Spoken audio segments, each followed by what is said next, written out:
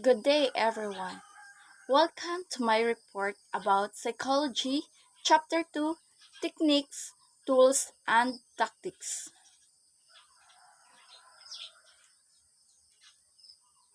And every month are in which industrial psychology has an impact on human behavior.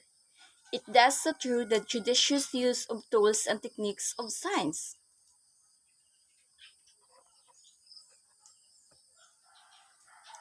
Why study research methods?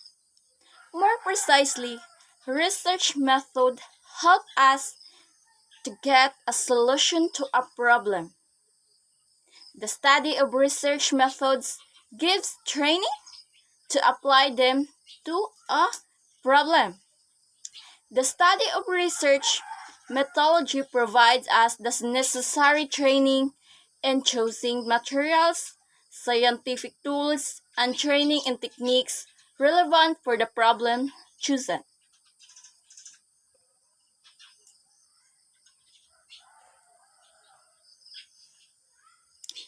Requirements of psychological research. There are three basic requirements of psychological research. One is objective observation, 2, control, 3, duplication and verification. When we say objective observation, the goal of the observational research is to describe a variable or set of variables. More generally, the goal is to obtain a snapshot of specific characteristic of an individual, group, or settings. And when we say control, a controlled experiment and independent variable. The cause is systematically manipulated and the dependent variable and the effect is measured. Any extraneous variables are controlled. The researchers can operationalize the variable being studied so they can objectively measure.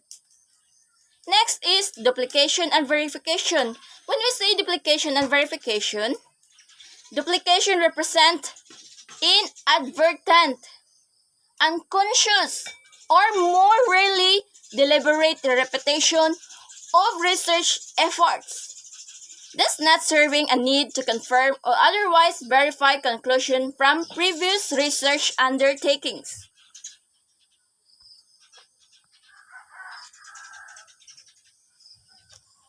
Limitation of research in industrial psychology.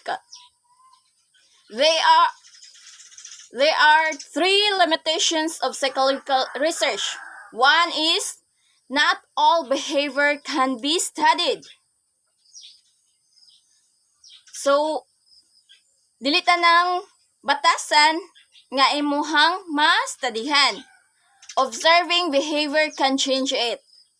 The Haltering Effect. One obvious limitation of psychological research in generally is that its methods cannot be applied to every problem. There is a limit to what human beings can be exposed to in the interest of scientific research. The second problem is that the set of observation may interfere or change which the psychologists are trying to observe. People will behave and change manner when they know their behavior is being observed. However, ethical and technical consideration frequently dictate that subjects be informed that they are participating in research study.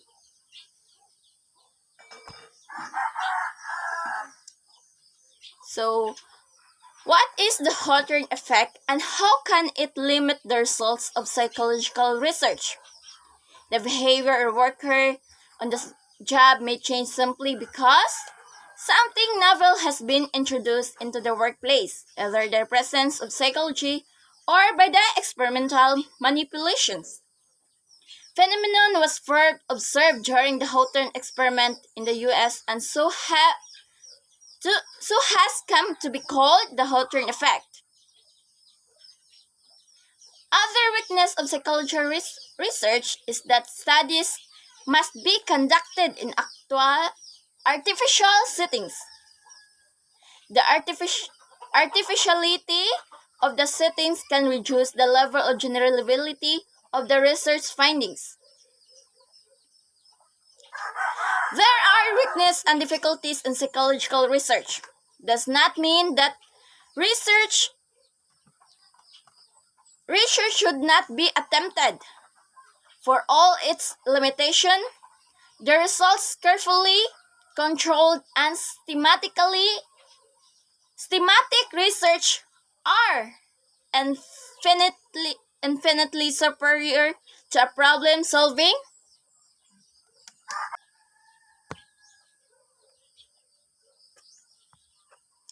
Method of data collection. There are different data collection strategies include studies, different data, checklist, observation, interviews, focus groups, surveys, and document analysis. When we say case study is the psychological refers to the use of descriptive research approach to obtain an in-depth analysis of person, group, or phenomenon, a variety of psychometric tests and archival records. So, different data. When we say different data, it is a data analysis is the most crucial part of research. Data analysis summarize collecting data. It involves interpretation of data gathered through the use of analytical and logical reasoning determining patterns and relationship of trends. Checklist.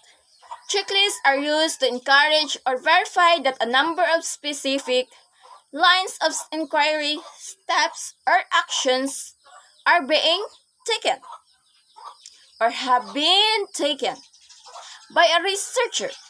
This is surfaced in variety of forms throughout data collection and analysis and thereafter as part of writing or review it.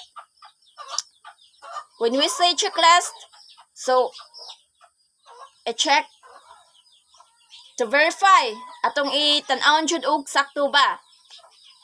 Observation, a way to gather data by watching people, events, or nothing physical characteristic in their natural settings.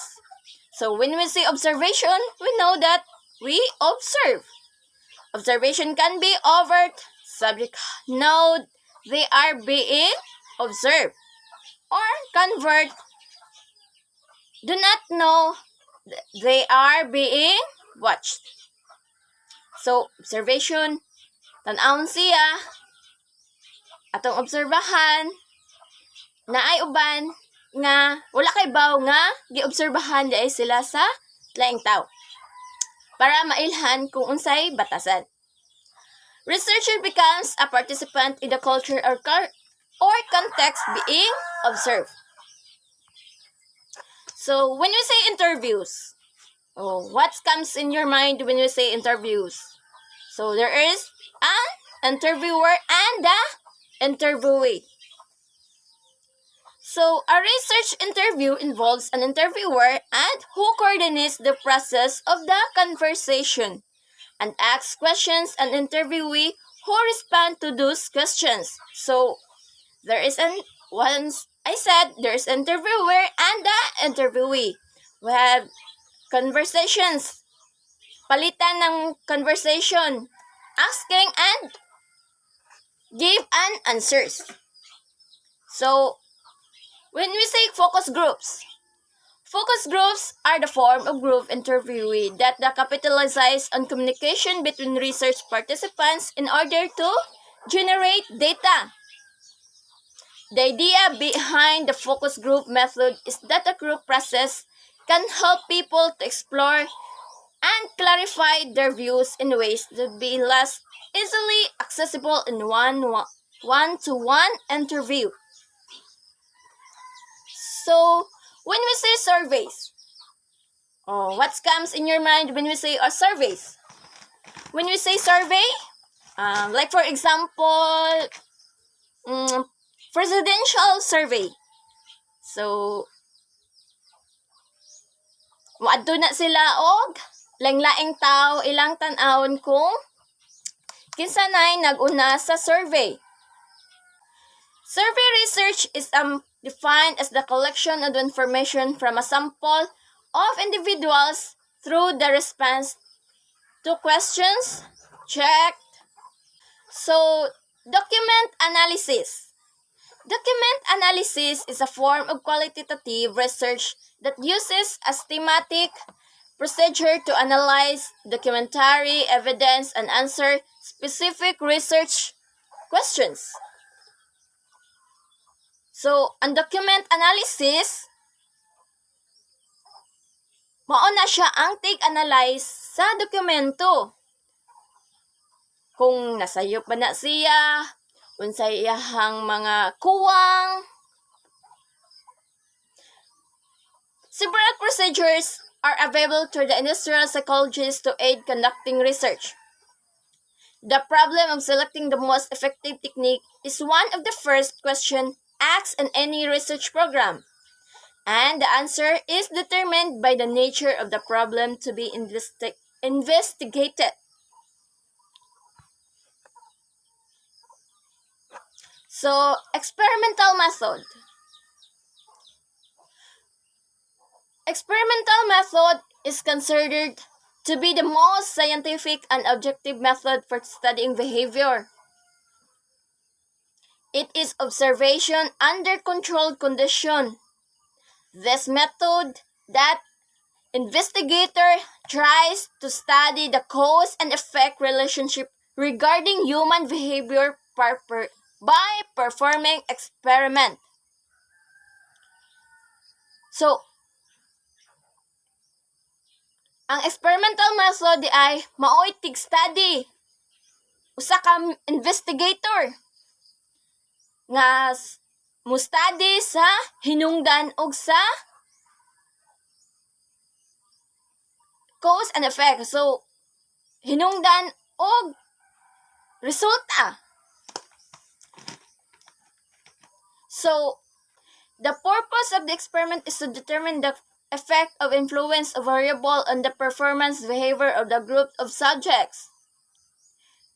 So, we are constantly bombarded by the wide range of stimuli in our environment, which may influence our behavior in one way or another.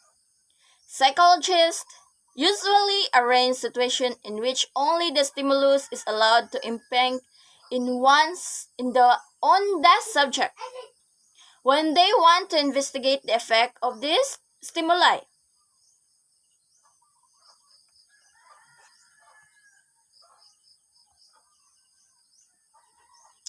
So, advantages of experimental research.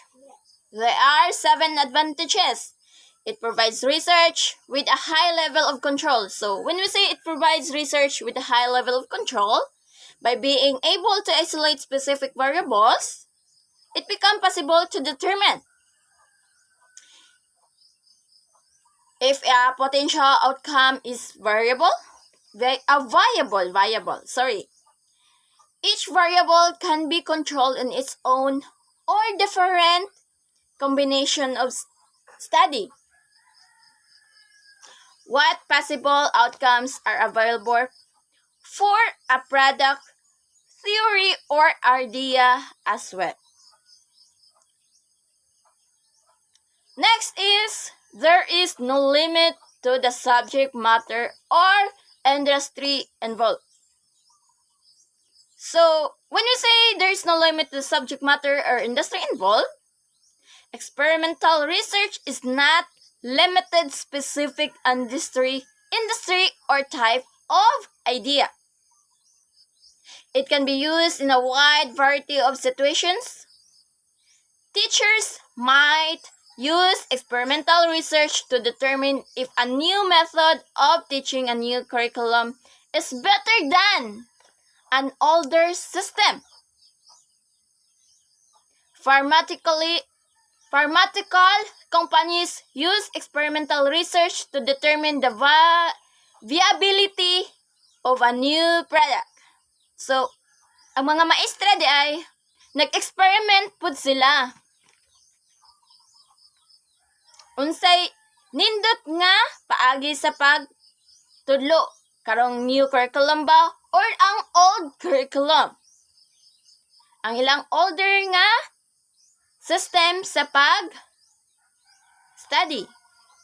sa pag-teach. Next is, experimental research provides conclusions that are specific. Because experimental research provides us such a high level of control.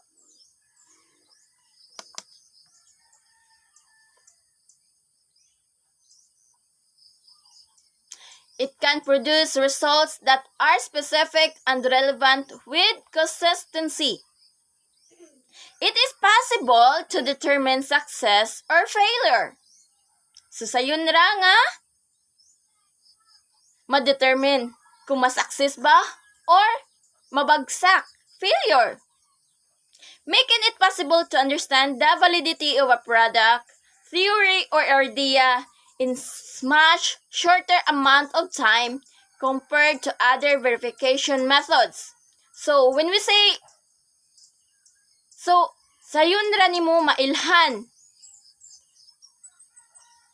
Kung mag-experiment yung ka maayo, sayon ra nimo mailhan, imong ma-determine kung taas ba nga time ang imong ma-consume or gamay ra. You know that outcome the research because you bring the variable to its conclusions. Next is the result of experimental research can be duplicated.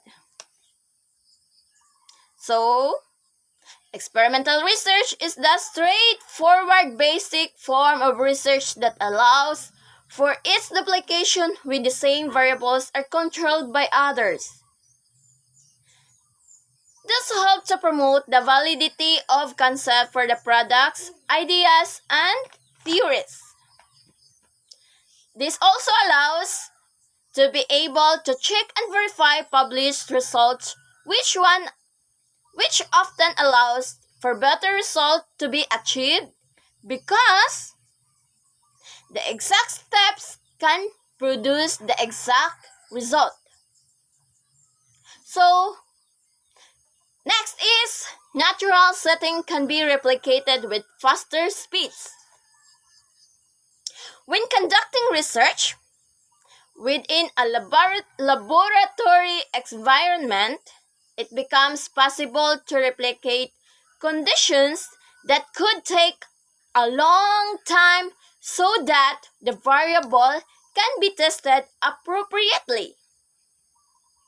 This allows researchers to have a greater control of the extraneous variables, which may exist as well, limiting the unpredictability of nature as each variable is being carefully studied. Next is, experimental research allows cause and effect to be determined.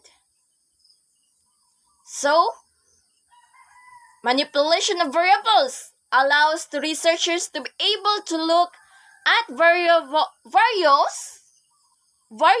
cause and effect relationship that a product, theory, or idea.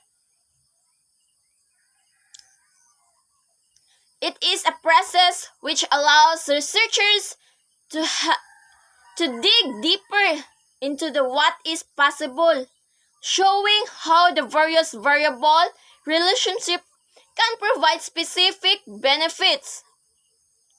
So, ang usa siya kakaan nga mualaw sa researchers nga palawman pa ang idea.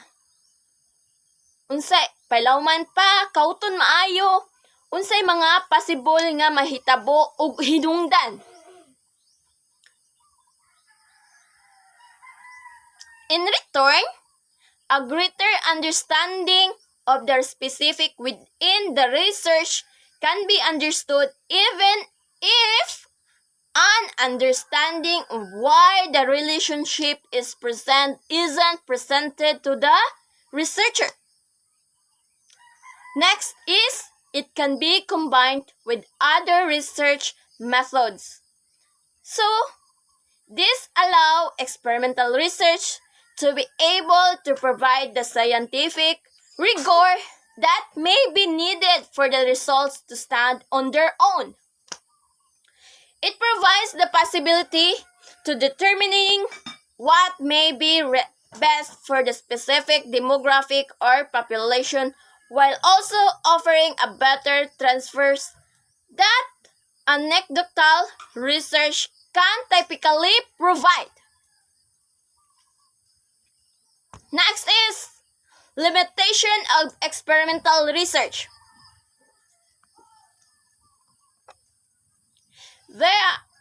One is results are highly subjective due to the possibility of human error. So, there are limitations of research, experimental research. Naadjud tanang mga butang, naagid kay limitations. Naay boundary. Because experimental research requires specific levels of variable control. So, para ma-control ang specific levels. So, naadjud limitation para ma-control nimo asa ra ka kutob. Naay boundary. It is the high risk or experiencing human error. At some point during the research, any error, whether it is thematic or random, can reveal the information about the other variables and that could eliminate the validity of the experiment and research being conducted. Next is, experimental research can create situations that are not realistic. So, dili tinuod. Makahimo sila og situation nga dili tinuod. Makahimo sad, pwede di ay. The variables of the product theory or idea are other such tight controls that the data being produced can be corrupted or inaccurate. But still, some like it is authentic. This can work in two negative ways for the researcher. First is, the variable can be controlled in such a way that skews the data toward a favorable or desired result. Second is, the data can be corrupted and seem like it is positive, but because the real-life environment is so different from the controlled environment, the positive results can never be achieved outside of the experimental research. Number 3 is, it is a time-consuming process. So, taas siya og igahin nga oras maunang mag-limit jud ta. For it to be done properly, experimental research must isolate each variable and conduct testing on it. So, mauna, mag-conduct unsa og testing. Usa ta mo experiment. Then, combination of variables must also be considered. This process can be lengthy and require a large amount of financial and personnel resources. So, mauna, mag-consume og time, mag-consume og oras, mag-consume og financial. This cost may never be offset by consumer sales if the product or idea never makes it to market. Mao na. If what is being tested is a theory, it can lead to a false sense of validity that may change how others approach their own research. Next is, may be ethical or practical problems with variable control. It might seem like a good idea to test new pharmaceuticals on animals before humans to see if they will work. But what happens if the animal dies because of the experimental research? O, unsay may tabo? Kung magdritso-dritso lang ta og experiment. Or what the human trials that fail and cause injury or death? Experimental research might be effective, but sometimes the approach has ethical or practical complications that cannot be ignored. Sometimes there are variables that cannot be manipulated as it should be so that results can be obtained. Next is, experimental research does not provide an actual explanation. So, when you say experimental research does not provide an actual explanation, so experimental research is an opportunity to answer yes or no questions. It will either show you that it will work or will not work, as indeed intended. One could argue the partial result could be achieved, but what would still fit into the no category because the desired results were not fully achieved? The answer is nice to have, but there is no explanation as to how you got to that answer. Experimental research is unable to answer the questions of why when looking at outcomes. Next is, extraneous variables cannot always be controlled. Although laboratory settings can control extraneous variables, natural environments provide certain challenges. Some studies need to be completed in a natural settings to be accurate. It may not always be possible to control the extraneous variables because of the unpredictability of Mother Nature. Even if the variables are controlled, the outcomes may ensure internal validity but do so at the expense of internal validity. Either way, applying the results to the general population can be quite challenging in other scenarios. Next is, participants can be influenced by their current situation. Human error isn't just confined to the researcher. Participants in an experimental research study can also be influenced by extraneous variables. There could be something in the environment, such as an allergy, that creates a distraction.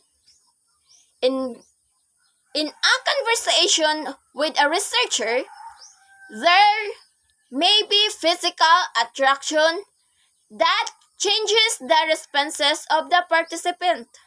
So, na distraction.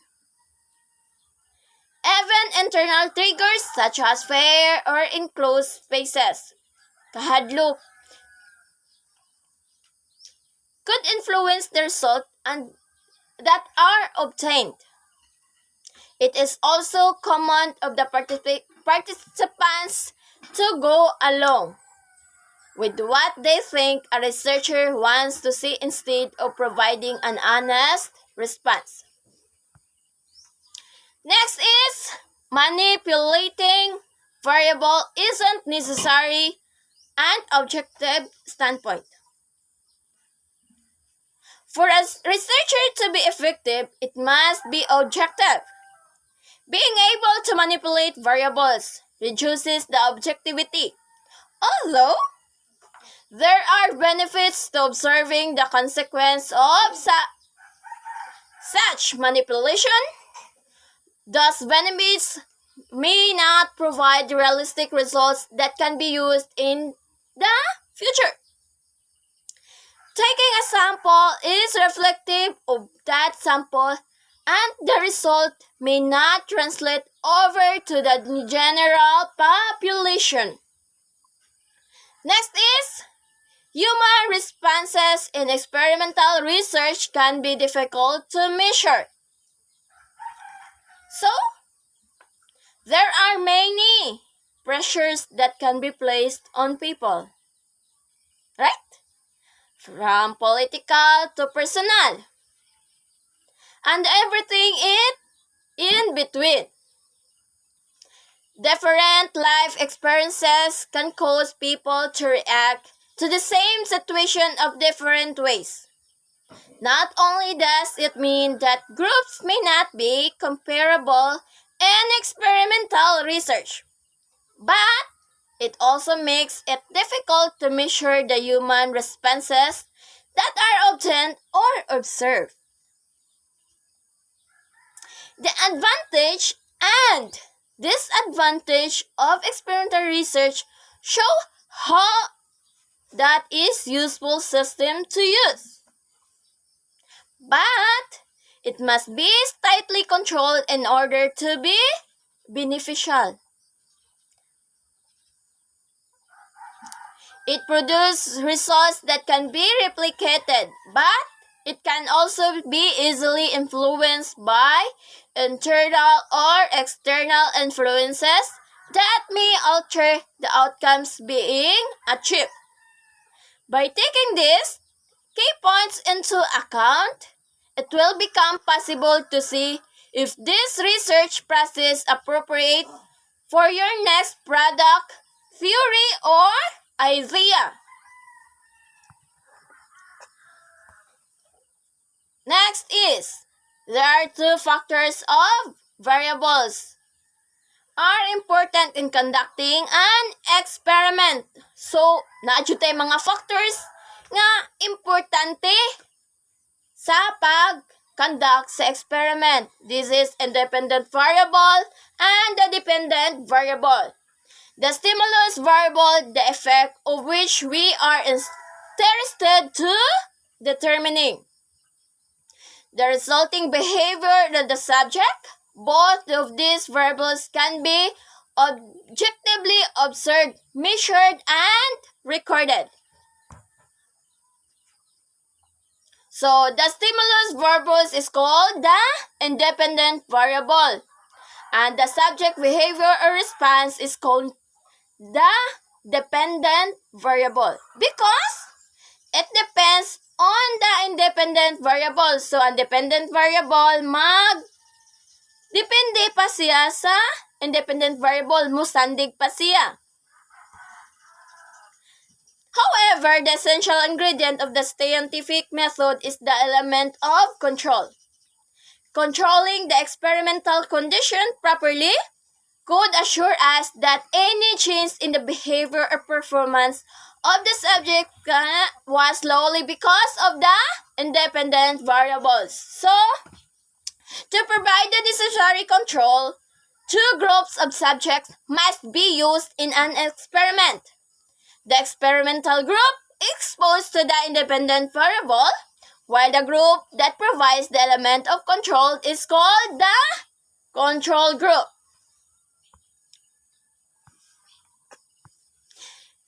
In conducting experiment, subjects must be divided into these two groups. Their performance is measured before and after experiment, and the production level of control group serves as standard against which the resulting performance of the experimental group is compared. Extraneous factors such as the weather of the supervisor's temper or the Haltering Effect could not have influenced the subject's behavior. If they had, the performance of both groups would have changed in the same manner.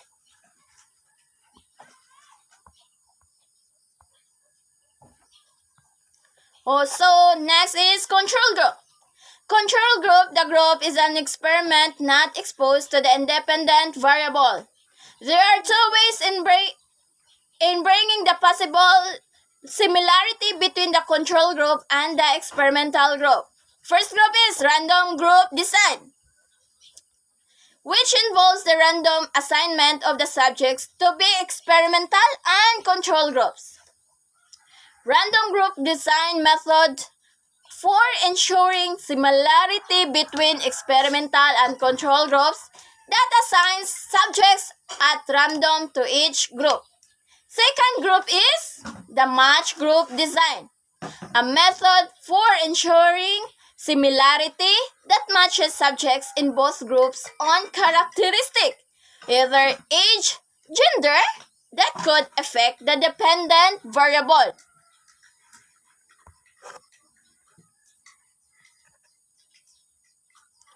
Random assignment is the basis for dividing the subject into the experimental and control conditions. Thus, we may assume that these groups are essentially similar. Any possible influencing variables such as age or length of job experience should be evenly distributed over the two groups, because these factors were not allowed to influence the assignment of the subjects. Another method that assures the similarity between the experimental and the control group is the match group design.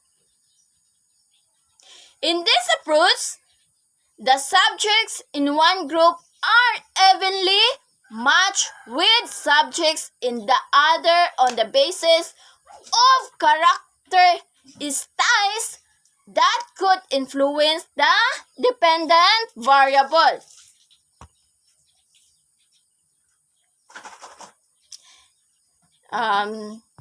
So this approach, although desirable, is costly and difficult to put into practice.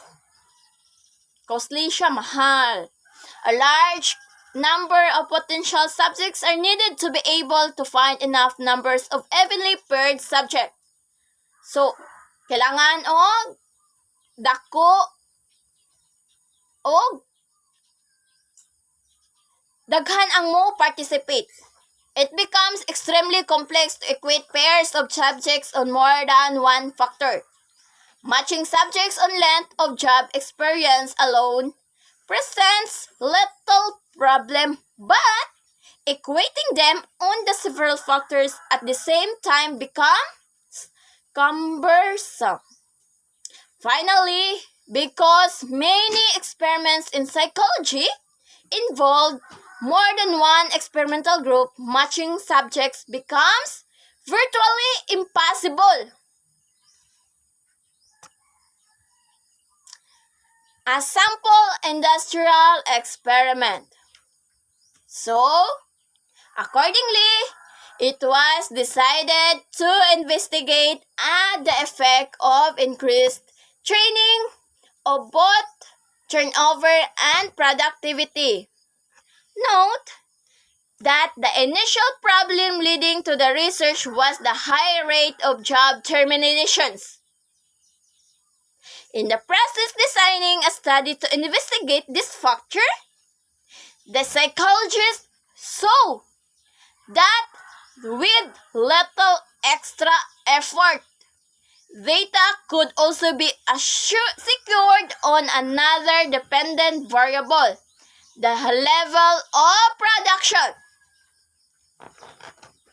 There are two dependent variables where job turnover, defined as the percentage of subjects who quit in their first days on the job. Next is, second is productivity, defined in terms of daily production figures. So, dependent variables are easy to observe, measure, and record with precision.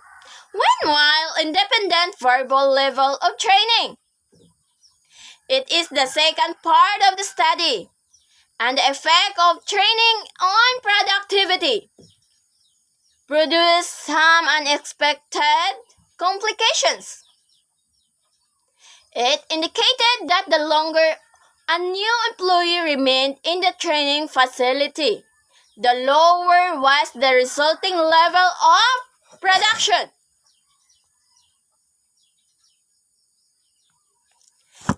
The independent variable produced conflicting results on the two dependent variables. Greater time spent in training room resulted in a lower turnover rate. So, kung taas kag oras nga igasto, ang result ana niya gamay ra ang turnover nga rate. But it also yielded a lower level of productivity. So, gamay kag taas kag oras sa pag gisuspend imong gipagawas, taas ang oras imong pag-training nila sa training sa pagtrabaho, unya gamay ra ang resulta nga productivity sa imong negosyo or idea. The research process proceeds of two levels of complexity. Designing the experiments and understanding, interpreting, and implementing the results. Both steps depend on the cooperation of managers who are sensitive to the intricate nature of psychological research.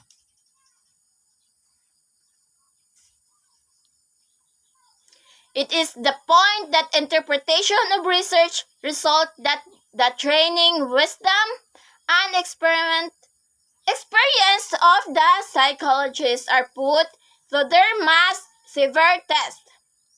Experiments do not always or even often turn out as the researcher would like.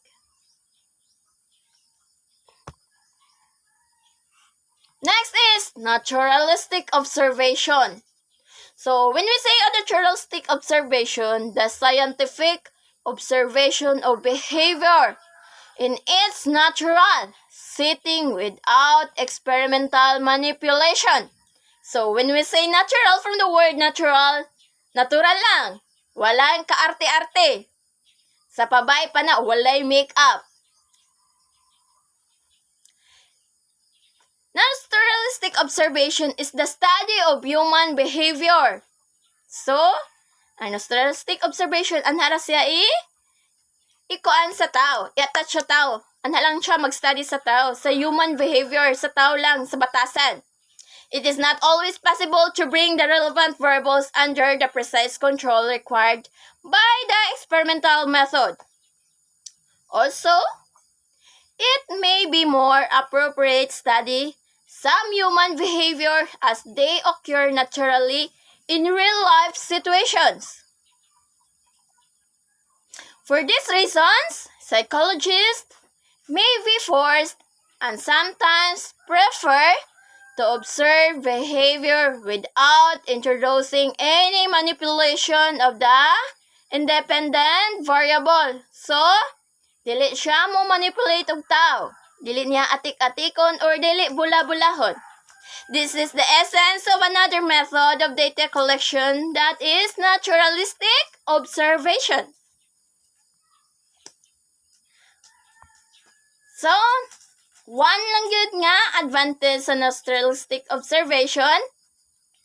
is that the behavior being observed and the situation in which it is observed are more representative of what occurs in everyday life.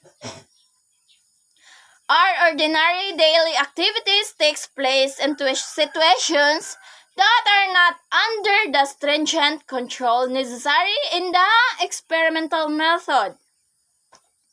Hence, advocates of this method argue that the result of the naturalistic observation can be more readily generalized and applied to the real life, for that is where the results were obtained.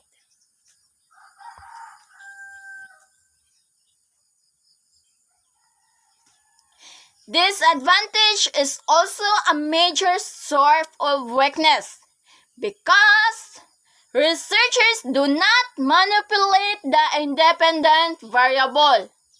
Wala niya gibula-bula. It is often difficult for them to conclude with any assurance just what brought about the resulting change in the subject behavior of performance.